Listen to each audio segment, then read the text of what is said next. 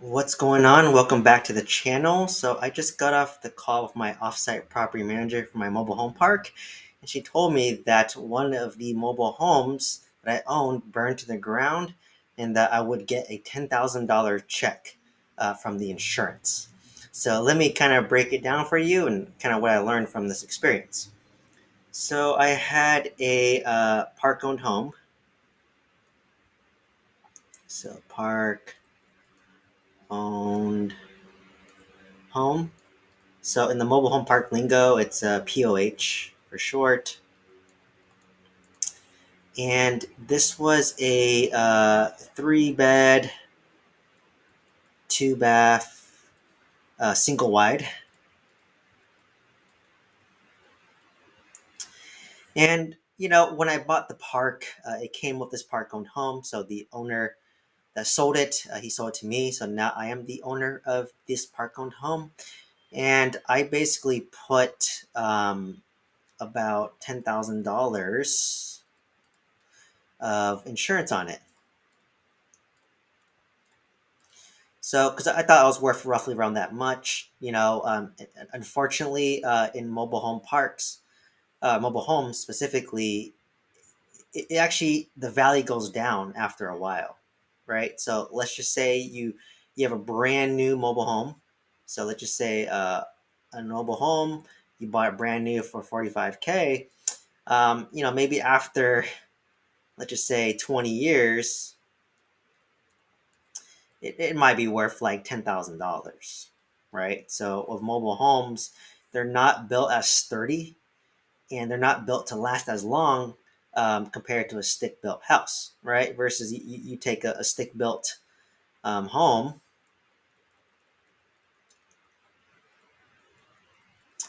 and let's just say you buy it for 100,000, and then in 20 years later, it could be worth half a million, right? So that's kind of the key distinction is the mobile homes, they're not as sturdy, they don't last as long, so they actually go down in value over time.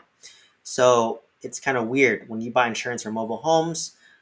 You have to determine what the current value is. I determined it to be 10,000, so I got an insurance policy of $10,000. Versus of a stick built home, if you bought insurance for 10,000, and if you never improve your insurance and it's worth half a million, if it burns to the ground, then you're only going to get 100,000. So you must always continuously reassess your insurance to determine it's enough for you. So stick built, your insurance will go up, so increase insurance. And then with mobile homes, you're actually going to decrease the insurance, right? So, um, unfortunately, in mobile homes, fires are a little more common than you would expect due to the amperage. And, fortunately, no one was injured. No one was actually staying in the unit. It was actually a tenant was using it for storage effectively. And, like I said, no one was harmed. No one else was affected. So that's great. But basically, I had to file an insurance claim. So I filed a claim with insurance. And what they required me to do was number one, the fire department. So, fire department came and they did an assessment and they wrote a note. So, fire department note. And then from there, on the fire department note, they made their, assessment. And of course, they had pictures. So you want a lot of pictures as proof, right? So pictures of, the unit, and then if possible, the lot number, serial number, just basically as much information as you can provide. So once you have that fire department note, you will then give that to insurance. And then from there, the insurance will have I think, a third party adjudicator assess the situation and then issue the insurance accordingly.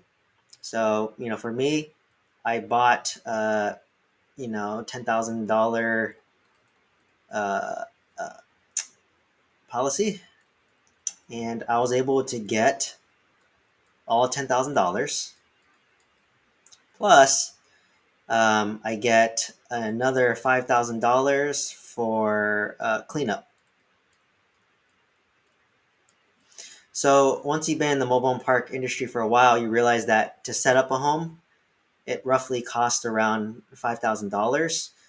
To clean up, depending on how much damage, it's typically between $2,000 to $5,000.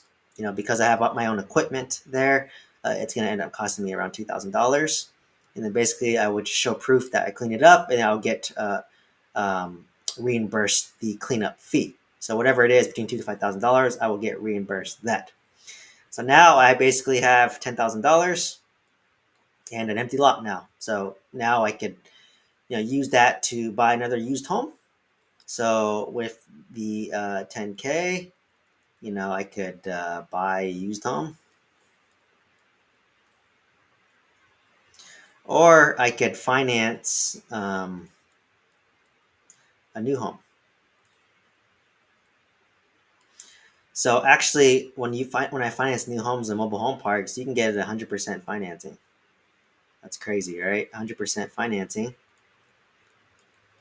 But for the home, but then I have to cover the setup costs. So this 10,000 would basically cover the setup cost, which is around 5,000.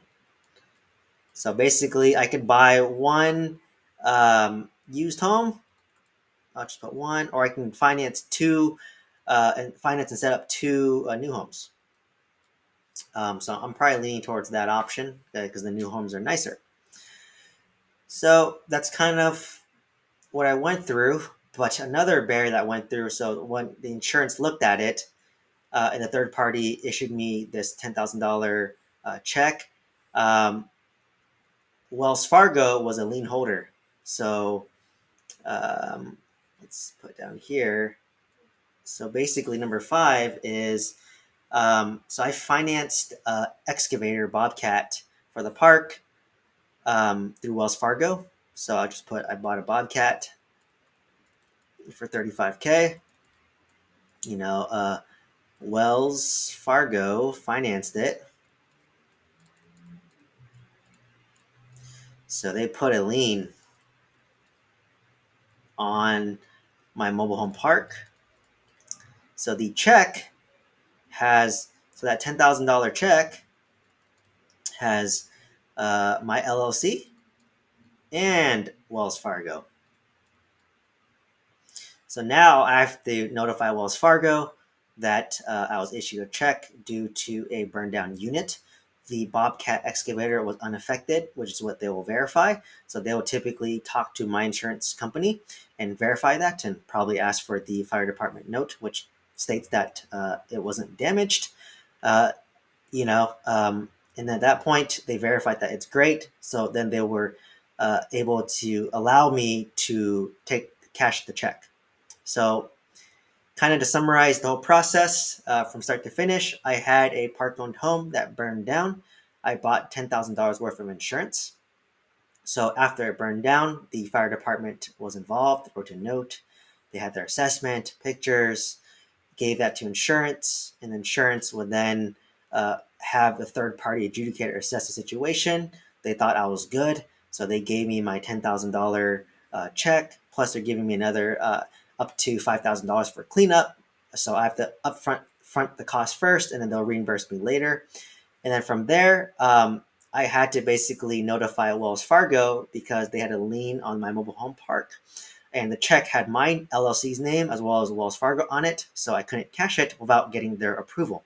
So I had to go through their approval process, and then once they were okay and verified the Bobcat was okay, then they allowed me to cash the check. And that's basically the full cycle.